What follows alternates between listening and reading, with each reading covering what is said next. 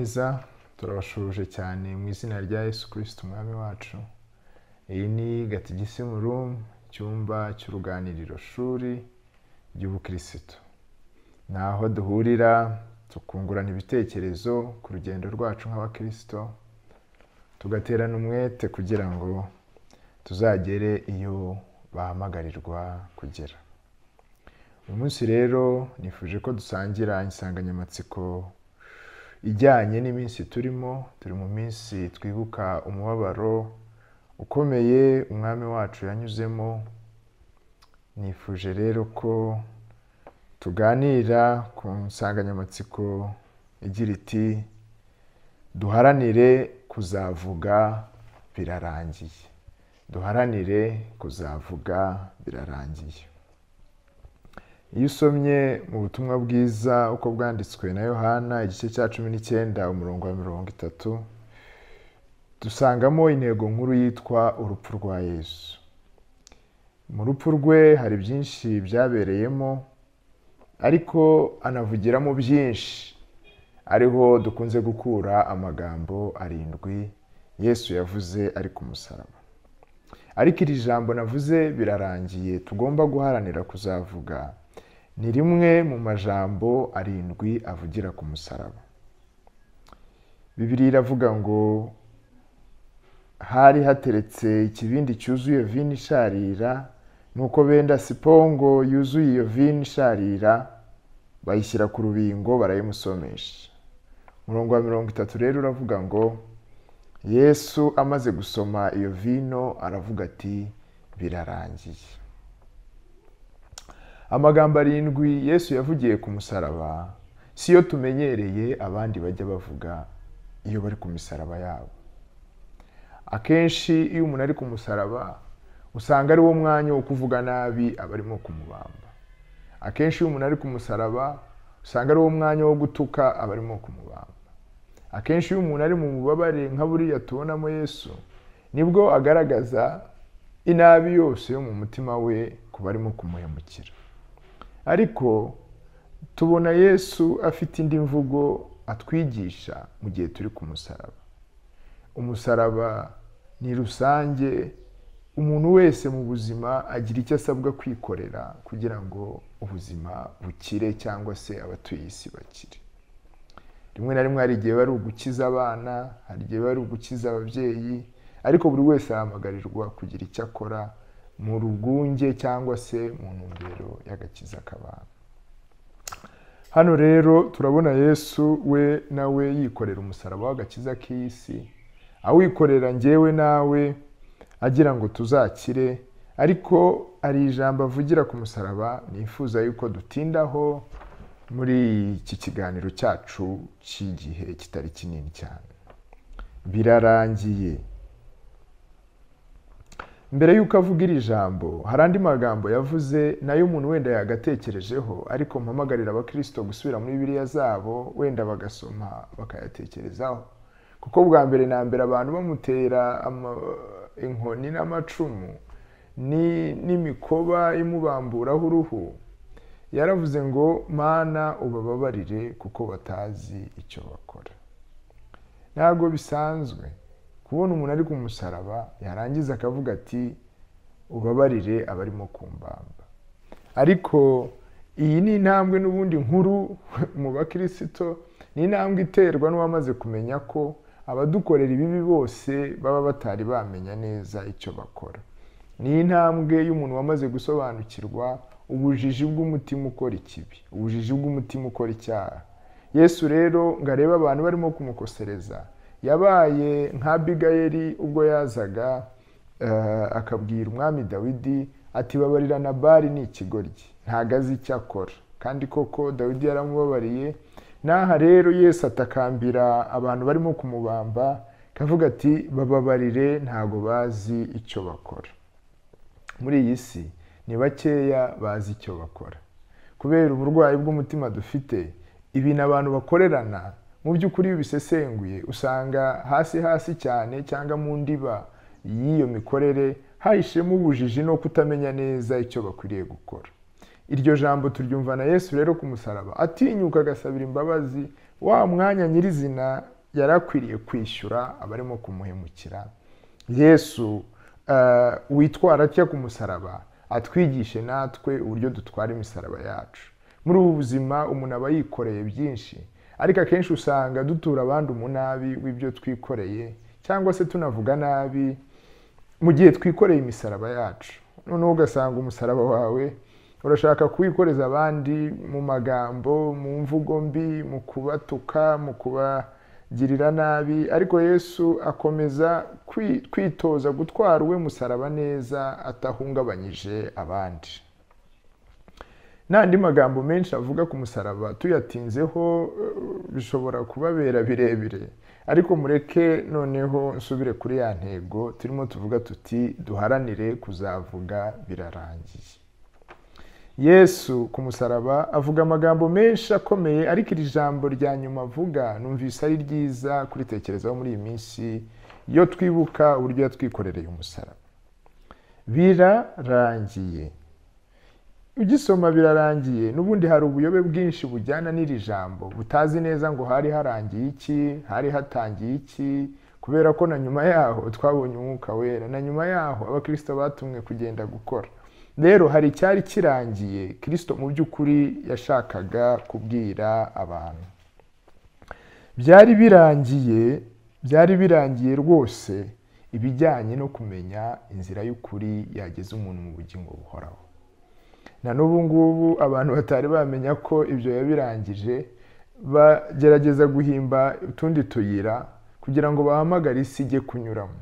Ariko twibuka neza uyu mubabaro wa Yesu, twibuka neza iri jambo yavuze, niridutere kwibuka ko hari ibintu yarangije bidakwiye kongera gutangirwa, cyangwa se ngo haduka abanyabinyoma badutere kujya gushakashaka bundi bushya ibyo yasize arangije. Yarangije kutwereka inzira yo kunyuramo, umuntu wese umukurikiye agera mu bugingo budashira. Ibyo haza amashuri mashya, haza abahanga bashya, haza tekinoloji, haza ibyo ntamenya byose, ntago bishobora gusubira inyuma ngo bitange umucyo urenze umucyo yasize amurikiye isi. Hari ibintu yaraje kurangiza, hari ibintu yaraje kutwigisha, hari ibintu yaraje kwihanganira. Ibyo byose kuri uyu munsi, uwo munsi yadupfiragaho, yarabirangije. Icya kabiri wavuga uretse iyo nzira y'ukuri yari amaze kuducira, yari yamaze guhuza umuntu n'Imana, nabyo byari birangiye. N'ubu ngubu hari abantu bagishakashaka abandi bahuza ngo babafashe guhura n'Imana, ariko Kristo hari ikintu yarangije tudakwiye kongera kujya gushakashaka ahandi. Umuntu yari yabuze Imana, umuntu yari yananiwe kureba Imana, umuntu yari yananiwe guhura nayo, byari bimugoye. Ariko Yesu ubwo yazaga mu mubiri yatangiye kumwigisha, yatangiye kumwereka. Ubwo nawe ubwo yasengaga arushaho kumwigisha. Kristo umwana w'umuntu rwose kandi Imana rwose yigisha umuntu, cyangwa se abirembo ry'ubusabane bw'umuntu n'Imana, kuko n'Imana rwose kandi akaba n'umuntu rwose, bituma atuma ikitarashobokaga gishoboka. Umuntu n'Imana kubana, koko umuntu n'Imana kubana bishobokera muri Yesu wari umuntu n'Imana rwose. Yesu uwo nguwo turimo kuvuga hari ibyo yasize arangije. Yafunguye irembo, ahumura abantu batarebaga, abereka hakurya y'iyi si, asiga aciye inzira itari iriho. Igihe umuntu yakomezaga gupfunda imitwe muri buri nguni y'iyi si, Yesu yasize atoboye iyo nzu, yerekana irindi rembo ritwinjiza mu bwami bw'Imana. Icyo nacyo cyararangiye kandi yakirangije neza.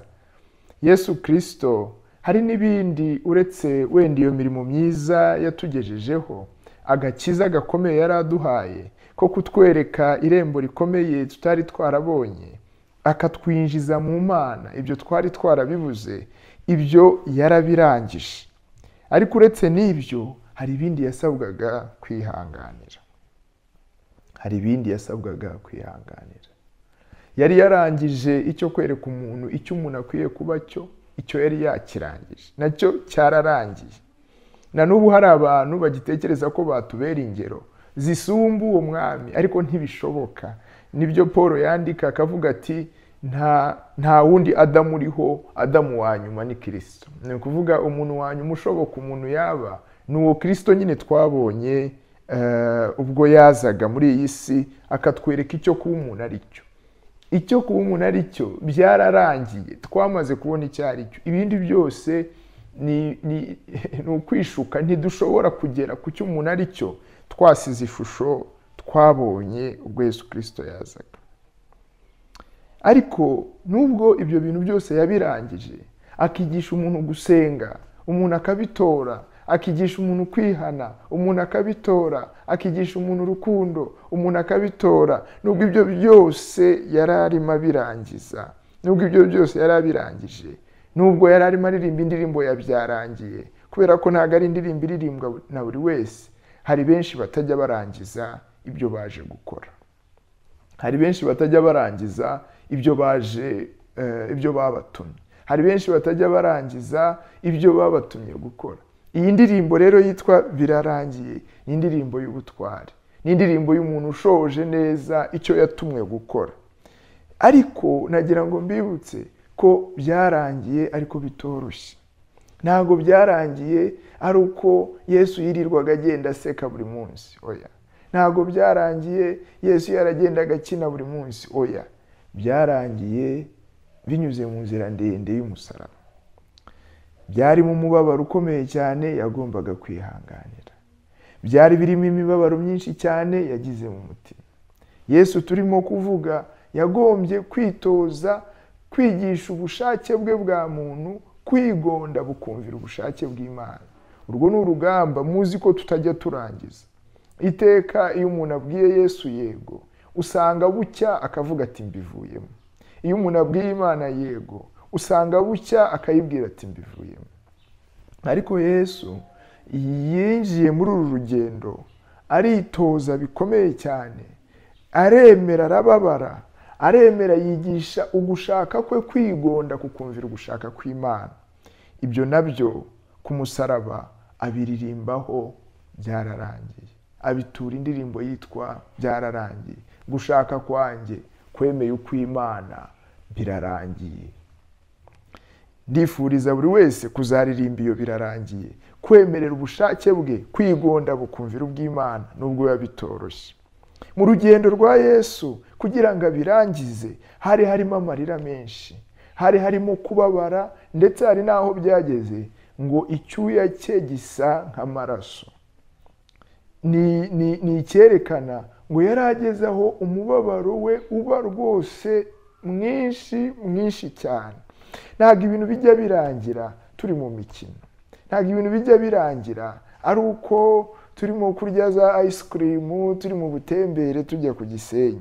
Harimo amarira, yararize cyane. Abahanga banavuga ko kugira ngo icyuya cyawe kigeraho gisa n'amaraso, niba ari byo Luka yabonye cyangwa yabwiwe byabaye, biba byatewe n'umubabaro ukomeye cyane, uturitsa n'uduti tw'amaraso tukageraho twivanga nta icyokere gisohokera. Ibyo byamubayeho kugira ngo abirangize. Ariko abakristo benshi bazi kuririmba iyi ndirimbo, sinzibagirwa amakuba wabonye kubw'ibyaha byanjye, sinzibagirwa amakuba waboneye i Getsemani ubwo wabiraga icyuya kivanze n'amaraso. Ariko bo bakava mu byo barimo, ntibamenye ko uyu Yesu turimo kuvuga niyo bigezaho uva amaraso atajya ava mu byarimo kugeza birangiye. Nubwo byarangiye yari yarabonye inshuti, ariko inshuti ziramuhemukira. Mwibuke ko insanganyamatsiko yacu iravuga ngo duharanire natwe kuzasoza urugendo rw'ubuzima tuvuga birarangiye. Nubwo byarangiye inshuti ze magara zaramuhemukiye hagati mu rugendo, agira ngo abirangize, agira ngo azabigeze ahasabwa kubigeza. Zimuhemukiye ntago yabivuyemo, zimuhemukiye ntago yabisezeye, zimuhemukiye yabigumyemo. Arakomeza ararwana kugira ngo urugamba rwo kwikorera uwo musaraba we awugeze ku ndunduro, maze isi ibona agakiza. Nubwo byarangiye byarangiye bitoroshye. Niyo ngingo turiho. Byarangiye bitoroshye kubera ko inshuti ze magara zimwe muri zo nizo zamutanze mu banzi be. Byarangiye bitoroshye kubera ko bamwe mu bo yiyegereje kugira ngo bamufashe gukora ubutumwa nibo bamugambaniye, nibo bamwihakanye.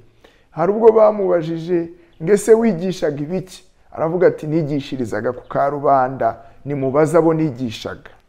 Nuko ngo babaze umwe mu wari uwigishwa we Petero, aravuga ati ntabwo muzi. Aho nta hantu ugera ukavuga se nkomeze uyu murimo cyangwa mwihorere. Ibyo nabyo ntabwo byatumye abivamo, ariko yarakomeje ngo azagere aho avugira birarangiye. Umutima we nguce, ariko avuga birarangiye. Ni byinshi byabaye. Aho kugira ngo yambikwe ikamba nk'ayo baha abandi bami, we yambaye ikamba ry'amahwa riramujomba. Icyubahiro cye cyarahandaga, icyubahiro cye cy'ubwacyo cyamuvishaga amaraso, icyubahiro cye cy'ubwacyo cyari umubabaro, ariko arawakira yanga kubivamo. Ahemukirwa n'inshuti, agambanirwa nazo, anakubitwa bikomeye, anamburwa ubusa, aranaseba, ariko arakomeza aharanira kuzavuga birarangiye ye.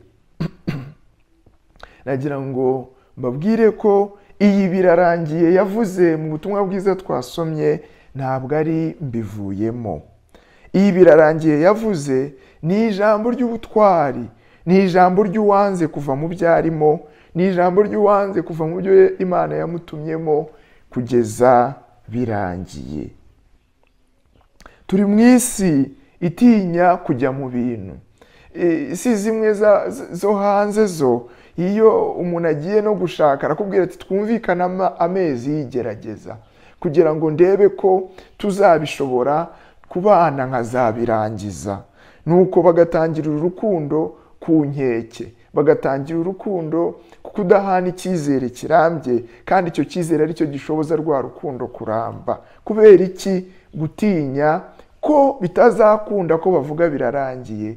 Nuko bagasimbuza birarangiye akajambo twita tugerageze.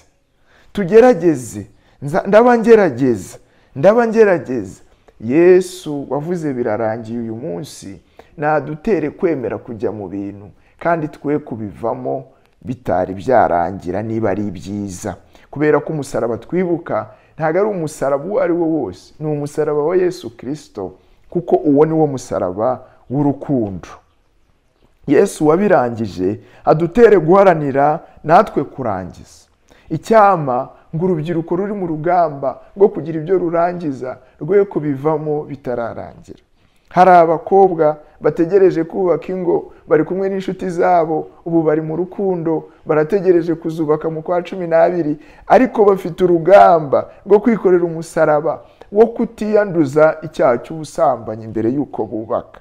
Abo nabo barahamagarwa na Yesu kuzavuga birarangiye ku munsi w'ubukwe. Bakavuga ya minsi yose twanyuzemo, byarashobokaga yuko twaryamana, byarashobokaga yuko twasambana, ariko iryo cumu nararyemeye, uwo mubabaro narawemeye, niyimye icyakabaye kinshimisha kugira ngo birangire.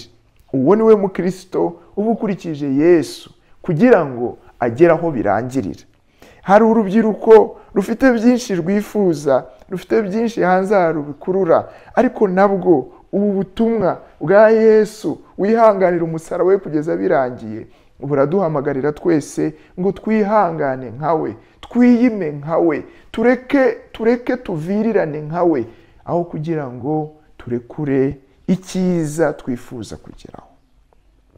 Birarangiye, sinasambanye, nubatse urugo rwanjye. Birarangiye, sinaciye umugabo wanjye inyuma, nshoje urugendo amahoro.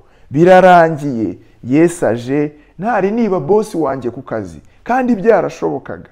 Iyi birarangiye ni indirimbo izaterwa n'abazaritaha bose.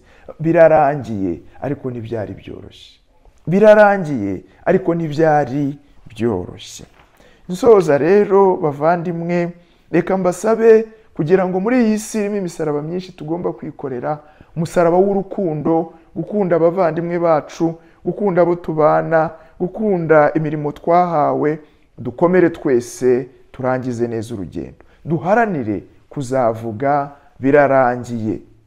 Duharanire kutavuga nabi turi ku musaraba, ahubwo twigane Yesu uvuga amagambo meza igihe cyose ari ku musaraba, amagambo y'agakiza.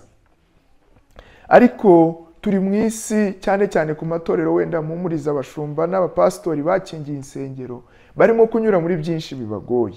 Hariho agahinda k'insengero zifunze, hariho agahinda k'abakristo banyanyagiriye, ariko ibyo byose uyu munsi twibuka ibambwa ry'umwami wacu, turahamagarirwa kongera kuvuga ngo icyama nanjye nkazavuga birarangiye. Nkaba ntaracitse intege ubwo naterwaga icumu ry'ifunga ry'insengero, nkaba ntaracitse intege ubwo nakubitwaga inkoni z'ubushomeri no kubura akazi no kubura ibyo ngaburira abana. Ukazavuga birarangiye kumwe na Yesu, tutere ikirenge mu cye. Nibyo Pawulo avuga ati ubu ndatera ikirenge mu cya Yesu, namwe mutere ikirenge mu cyanjye. Dutere ikirenge muri uyu uvuga birarangiye kandi bitari byoroshye. Ariko hagati aho mu gihe turimo kuvuga ku kwikorera umusaraba, abakristo kandi turahamagarirwa no gutwaza abandi imisaraba, kubera ko uyu Kristo ntago yari atwaye we musaraba, yari atwaje n'isi yose umusaraba wayo. Muri uko kudutwaza umusaraba, nadutere natwe ubwacu kwiga gutwaza abandi umusaraba. Iyo usomye mu butumwa bwiza uko bwanditswe na Luka igice cya 23:26, wasanga umuntu bita Simoni w'umunyakureni. Simoni ngo niwe watwaje Yesu umusaraba, ubwo umusaraba wari umuremereye. Ubu Kristo rero ntabwo buharanira kuzavuga birarangiye yabwo bwonyine, buharanira kuzavuga birarangiye ya rusange, kubera ko birarangiye ya rusange niwo mutwaro duhamagarirwa nk'abakristo. Yesu yabwiye intumwa ngo ntabwo nzongera kwicara ku meza nk'aya kereka birangiye, kereka abantu bose tugeze mu bwami bw'Imana. Ntabwo rero umukristo akunda kuririmba birarangiye gusa, ahubwo aharanira no kuzavuga birarangiye kubw'abandi. Tutwaza abandi imisaraba. Muri iki gihe imisaraba iremereye abantu. Hari abandi tudafite imbaraga zo gutwara umusaraba nka Simoni, ariko tukaba twaba nka bariya badamu, tugakurikira abatwaye imisaraba turira. Ariya marira nayo atera umwete, ariya marira nayo atuma umuntu yumva adatereranywe. Ahubwo twebwe nk'abakristo turi hehe, duhagarara hehe iyo bagenzi bacu bikoreye imisaraba? Ese turabegera tukabatwaza? Ese tubajya inyuma tukabafasha kurira? Cyangwa turi muri babandi bashungera bavuga ngo ngaho ibambure, ngo ngaho ibambure, ngo ngaho va ku musaraba? Kandi guhamagarira Yesu kuva ku musaraba ni ukumuhamagarira kurekera gukiza isi. Bavandimwe rero, duharanire kuzavuga birarangiye, duharanire kuzavuga birarangiye yabo turimo tugendana, tubatwaza buhoro buhoro tugerana aho batakwigeza. Hari n'abandi muri uko kubambwa bakomeje gukurikirana aho Yesu yari atagifite n'intege, baramuherekeza, baranamushyingura aho atarashoboye kwishyingura. Aho naho herekana ubutwari bwa gikristo, ubutwari bwemera kwinjiza uruhare rwabwo muri birarangiye ya Kristo. Ndabasaba rero bakristo dusoza kugira ngo duharanire kwikorera imisaraba yacu, twikorera umusaraba wacu, kandi twige no gushimira abaduherekeza. Twikorera umusaraba wacu, dukurikire Yesu, duharanire kimwe nawe kuzavuga birarangiye. Ntabwo nzi umusaraba wikoreye ukomeze, ntabwo nzi umusaraba ukuremereye ufite ubu ngubu. Wenda ni uburwayi bwanze gukira, wenda ni umuvandimwe ukurembeje, wenda ni uwo mwashakanye utakubereye mwiza. Ariko Kristo araguhamagara ngo wihanganire umusaraba wawe, wihangane uwikorere, ugende, kuko nawe burya ntago ari uko yabirangije ataguye, ntago ari uko yabirangije atahuye n'ibimukomeretsa. Kugwa kwe akenshi filmu zirakugaragaza, ariko ntago kuboneka muri Bibiliya. Ariko n'ubundi kuriya kugwa kubaho mu mutima. kuriya gucika intege z'umutima, ariya maraso yavuye asa nk'ibyuya, mu by'ukuri nta kugwa kurenza uko nguko. Reka rero dusabe Yesu washoboye kwikorera umusaraba ungana kuriya, kugira ngo adutere umwete natwe twihanganire imisaraba turimo kunyuramo.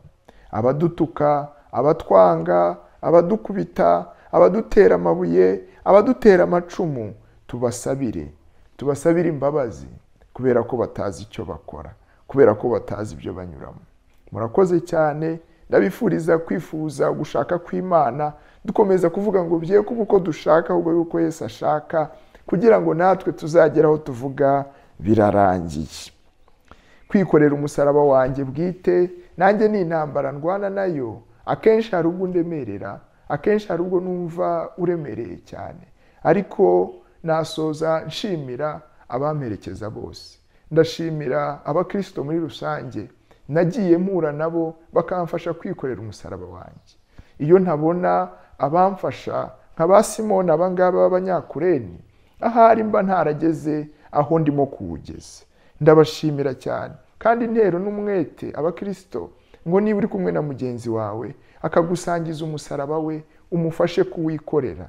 Ntabwo duhamagarirwa kwikorera yacu imisaraba gusa, ahubwo turanahamagarirwa gutwaza abandi umusaraba.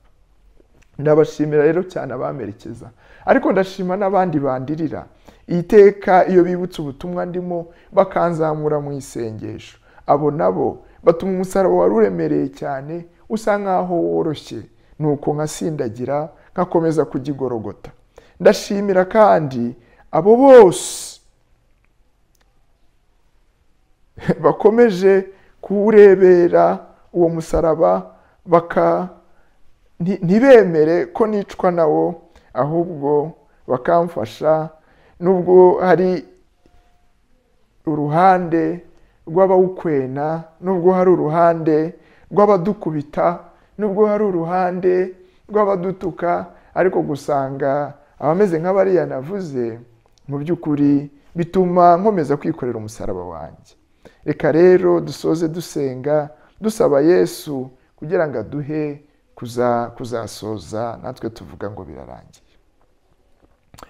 Wanyikorereye umusaraba, umpa imbaraga nanjye ntwaza abandi, umpa amarira nanjye ndizwe n'imisaraba y'abandi, kandi umpe kuzavuga birarangiye aho kuvuga nti mbivuyemo. Katuririmbe akaririmbo gatoya kavuga kati uzampa iherezo ryiza, maze tutahe dutekereza kuri icyo kintu, kuri iryo banga rikomeye ryo kuzavuga birarangiye mu rugamba rwa Kristo twatumiwemo ngo twambare turwane intambara yo kwizera. Uzampe iherezo ryiza, uzampe iherezo ryiza, uzampe kuvuga birarangiye, uzampe iherezo ryiza, uzandinde kuvuga ngo mbivuyemo, uzampe iherezo ryiza. Mana yacu, ukomeze buri wese umuhereza imbaraga zo kwikorera umusaraba afite. Kandi Mwami Imana, nubona agatege kabaye gake, ujye utwohereza abadutwaza imisaraba. Kandi Mwami Imana, ujye udufasha kwihanganira abarushaho kudukomeretsa twikoreye iyo misaraba. Utwigishe kureba ko hari icyo bataramenya, maze nabo tubasabira imbabazi tukiri ku musaraba.